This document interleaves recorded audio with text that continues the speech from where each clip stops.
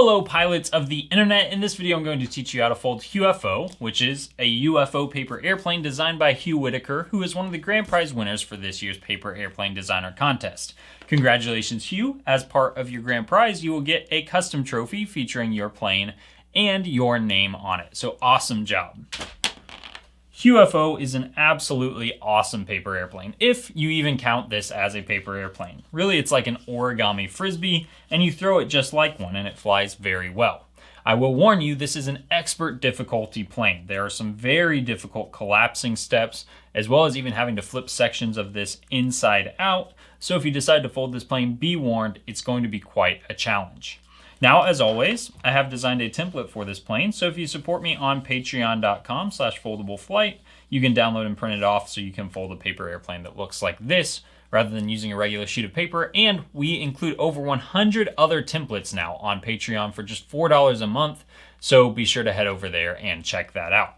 Finally, I'm really excited to include this paper airplane in my upcoming board game, Top Flight. It's a paper airplane racing game, and if you'd like to learn more about that, head over to foldableflight.com, scroll down, and add your email to our email list, and we'll send you some updates. You've already seen this plane in flight, so let's get folding. All you will need in order to fold this paper airplane is a rectangular sheet of paper. You could use 8.5 by 11 inches, A4, A3, 11 by 17. Any of those work, even another rectangle would work as well. And you're also going to want a little bit of tape. This doesn't require tape to fold, but the layers kind of want to separate on a few steps, and taping them together while you perform this step really makes this a lot easier. And then you can just remove the tape after folding that step. So you'll want this on hand to make it easier, but you don't need any tape on the finished model here.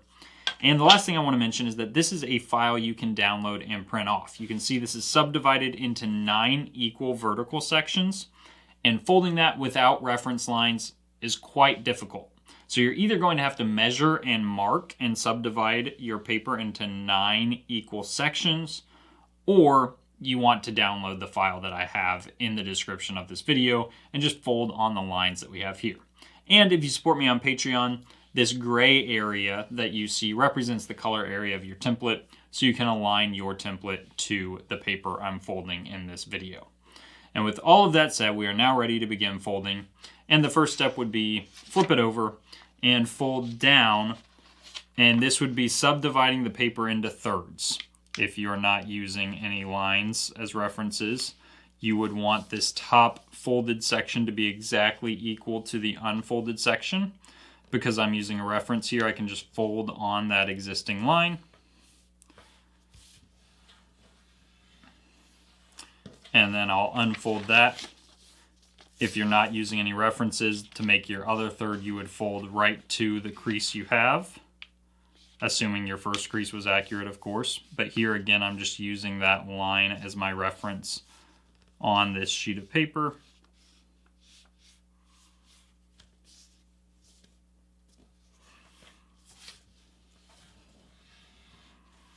And I'll unfold. And it's the same idea. We need to subdivide each of these sections into 3 equal parts. So here I would fold down, making this folded section exactly the same size as the unfolded section. But once again, I'm using this guide, and I can just crease right along that line.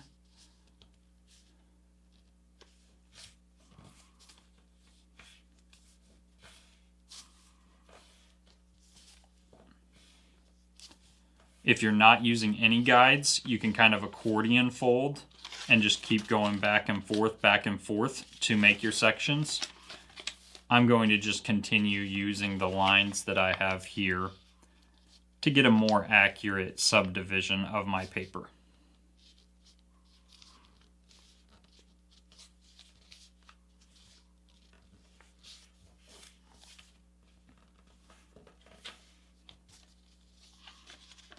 I've already got the next one creased, and so I'll just fold down, looking for that next crease that I haven't made yet.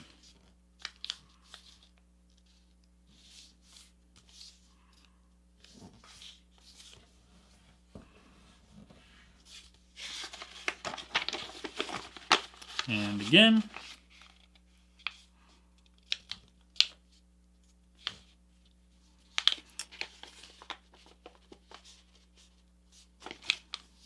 once the paper gets long enough that it goes past the bottom edge of the other side, I tend to just flip it over. It makes it easier to work with.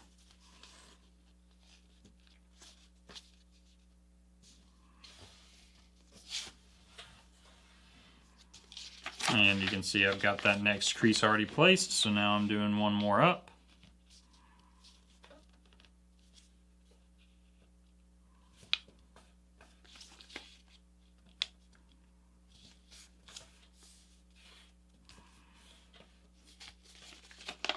And now the final one.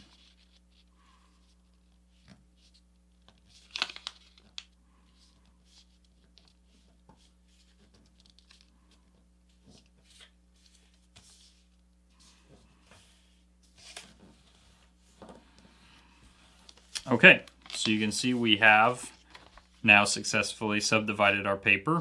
I'm now going to go ahead and fold the top third, looking at it from here down, which is that thick black horizontal line I have there. And you'll notice, once again, my folded section will be the same size as the unfolded section. So if you're not using any references, that's how you would do it. I really encourage you to measure, just for whatever paper format you're using. If you're not downloading the template that I've provided, make measurements. Okay, and now we're going to go ahead and fold down almost to that crease I have. I'm going to leave a gap of a couple millimeters. And then fold the top edge to my edge right there.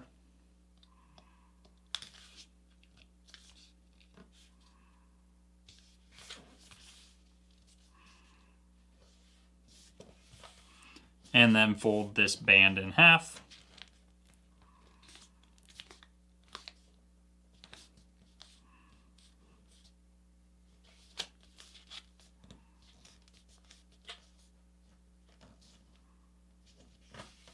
Just like that. I'll go ahead and unfold that and then fold down. I've got an existing crease there, so I should have a band at the top of my paper like this. Now I'm going to need to reverse each of these creases just because the way I happen to fold that should be really easy. You can just kind of do it the way that I'm doing it here. And now I'm going to flip it into this position, and on my second line on the right, I'll get ready to fold, and let's see, the third line from the left, I fold in, and then it's going to be the second line on the right, and you see one section ends up overlapping. Now what I'm going to do is I'm going to kind of open up this side here and tuck this in. Let me go ahead and do it, and you'll see exactly what I did. I want to tuck this in behind this band like that, and then I can feed this in until the two sections perfectly overlap. It's a little bit fiddly sometimes. But I would say I usually don't have this much trouble. Sometimes you get in the middle of a tutorial and the paper fights you.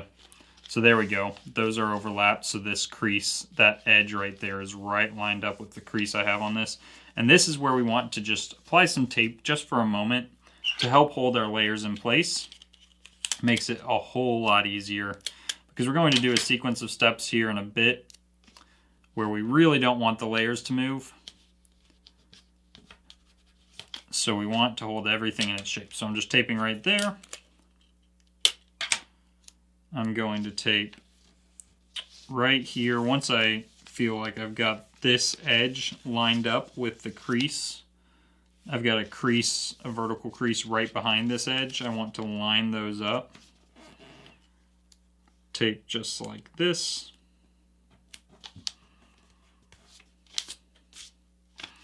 And then you can see I've got two more places I'd like to tape. One is along this edge. There's that big pocket that still wants to open. I'm going to tape right there. And then the last place is I'm going to tape this right here to this layer just by folding this right over that edge. just like that. Okay, so I know that's a lot of taping. We're going to undo that tape later. And now we have this kind of, tube, basically, of paper. And I'm going to start with this folded edge, or this raw edge of paper there, squashed like that. So that's closest to me. So this is the spine is where those edges of paper are joining. And now with this band here on the left edge, I'm going to fold this edge to that, and I only need to crease until I hit this first crease here. So you'll notice I'm lining that up and just creasing right to my first crease, like that. And then I fold this edge to that crease there.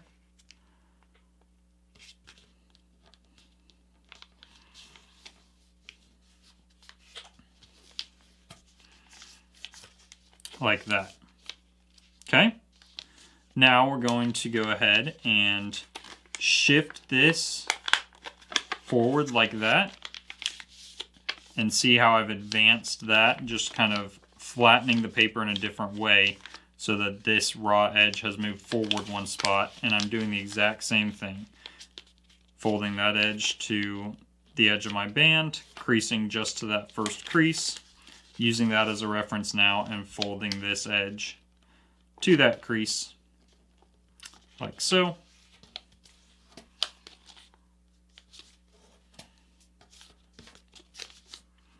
And then I shift that one forward and flatten it like this, fold this to that edge, and we're just repeating that for literally every section.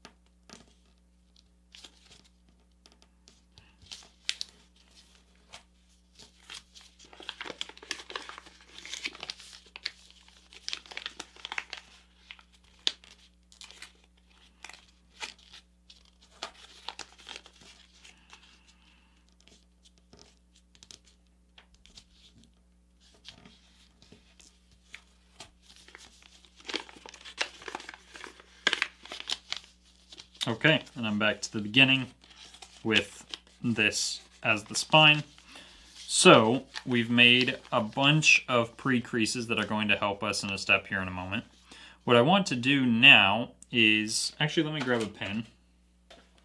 You can see we have all these intersections of these long diagonal creases and our vertical creases, vertical in this orientation. And we want to make a crease that goes right through those intersections. So as I pull this down, I'll look for those same intersections on this side. You can see roughly where they are just from those markings.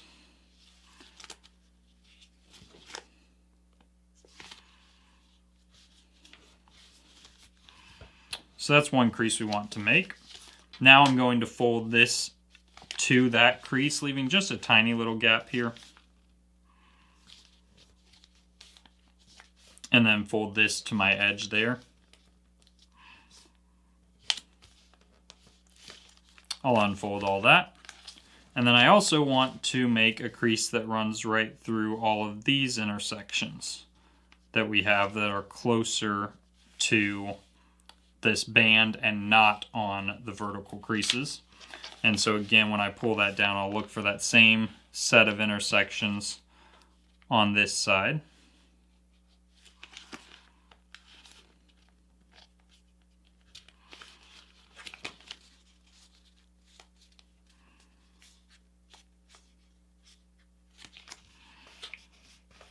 Okay. And now we get to the really hard part. So, as we do this, we want all of these vertical creases to be mountain folds. And we're going to kind of start again with the one where the edge of the paper is raw. We're going to start by pinching and kind of closing that. And you got to push and it will fold. Let me highlight the creases that we're folding on. They're going to fold on these creases in kind of a V shape. So I push like that, and it won't be perfect. You're just kind of training the paper right now. So we're going to go through each of these and just kind of train the paper to take on this rough kind of shape. The other thing we want to pay attention to is this crease here. We're also going to want to turn that into a mountain crease on every side.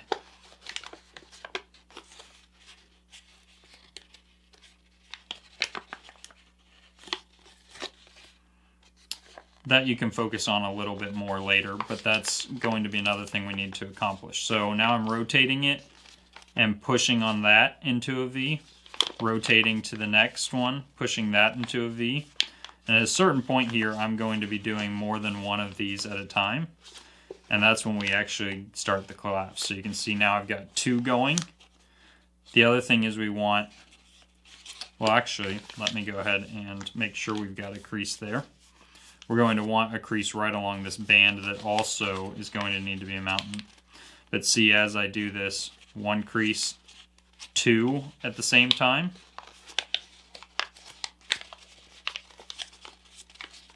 And I can start to make this into an octagon on the bottom as I'm generally pushing these all in the same direction. So now I'm reaching in and pushing it like this. And see how now I've got four kind of going in the same direction. It requires you to use both hands at the same time and start shaping this whole thing. And you can even reach in from the top and kind of pop things out. You want the top and the bottom to start to take an octagonal shape as you're doing this. So here I'm reaching in. The vertical lines will all be mountain folds. So if one is collapsed inward, you need to pop it out like that and then push it to the side. Pop it out, push it to the side. Pop it out, push it to the side. And it should be collapsing in those kind of V shapes. And what you want to arrive at, again, you got to make sure you get all your lines right here to be mountain folds. So it's starting to look like a stop sign. Starting to look like a stop sign. You look at the top. You can see this line here. You should have a crease on that line that's forming the octagon on the inside there. And you can start to make that a mountain fold. Now here's the thing. Using just this technique, we will never get rid of the hole in the middle of this. And we want a really clean disc here, and we want to get rid of that hole entirely. So you can see we've got our hourglass shape that looks like this. And what we want to do is we're going to kind of rotate. We're going to hold the left side in our hand like this and rotate the right side. And what will happen is we're turning it exactly one face turn. So see here, that goes to my vertical face. And once I do that, I can kind of pull on each of these sections here. You look at that one edge of paper, pull on that. And each one you will pull until it's tight. You go all the way around and pull each one tight. And I know that's tricky. At the same time, I'm popping out the inside sections here. And if you do this collapse correctly, you will have made no new creases in this entire collapse. Obviously, the paper wrinkles a little bit as you do this, but all your lines should be exactly along those pre-creases that we made. And pulling, you can see I'm actually pulling from this point here to that point there, but I'm pulling from this point on this side and this point here on this top side. And it's that edge right there that gets taut.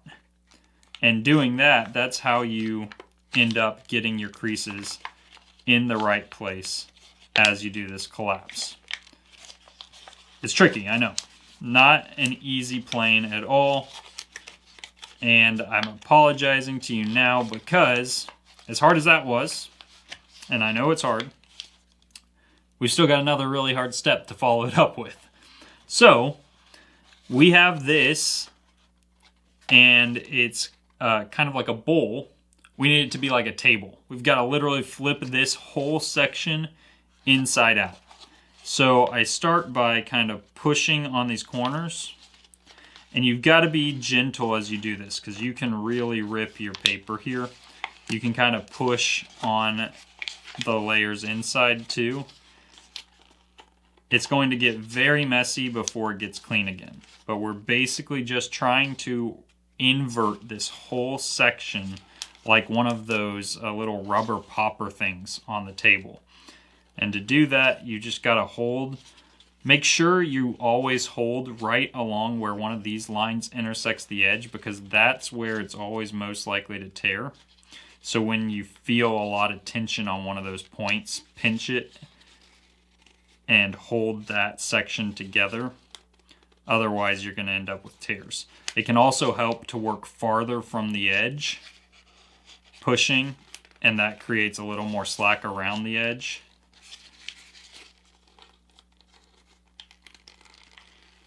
Okay, so now I'm inverted, but a complete mess. So now I kind of pull these sections back into some semblance of the shape they were in, working those wrinkles out. And it won't be perfect yet, but we are obviously on our way back to something presentable. And that's good enough for now. Now I'm ready to go ahead and stuff this section inside this section here. Making sure all my vertical lines line up with the vertical lines on that side. And I can start to flatten that so that I'm folding right along that. You can see the line I've got that represents a crease again. And you can see, I mean, I've got some lines here, but you can see on the inside especially how tidy the actual folding is. So hopefully you can achieve something like that. I imagine it will likely take you some practice. Took me some practice, that's for sure. Okay, so now we're going to use the existing lines on this section here to fold in. So it's actually the line right above this edge is the one you're folding in on. And just kind of gently working your way around, folding it in like that. Make sure everything's nice and flat. Now we're folding this white layer here in half again. You should have existing creases for this. Try to tidy it up as much as possible.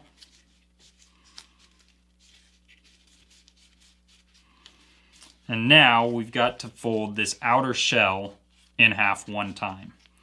And so I'm just kind of pushing this and pinching it towards the bottom, loosening it up, pinching this towards the bottom, loosen up. Nothing has to be super precise yet, and these layers are thick enough that it probably won't be, but you'll be able to pinch it enough. And you can see I'm just estimating, oh, that's lining up basically with the bottom on the inside. That's great. So then I move on to the next section until I've done every one of these sections just like this.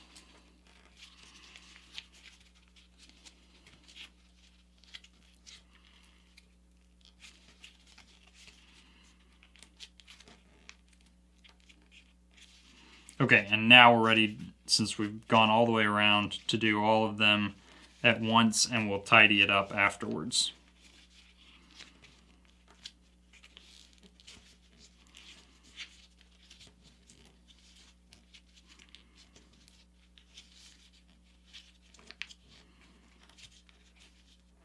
Okay, so we've got some kind of messy areas, especially right here.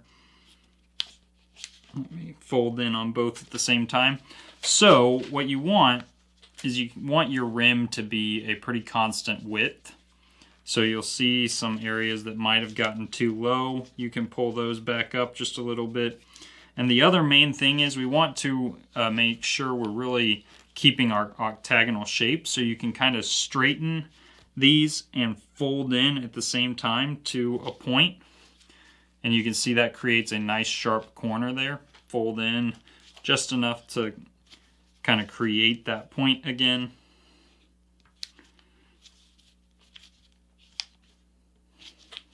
Just work your way around, making all the layers adhere as closely as you can to this edge.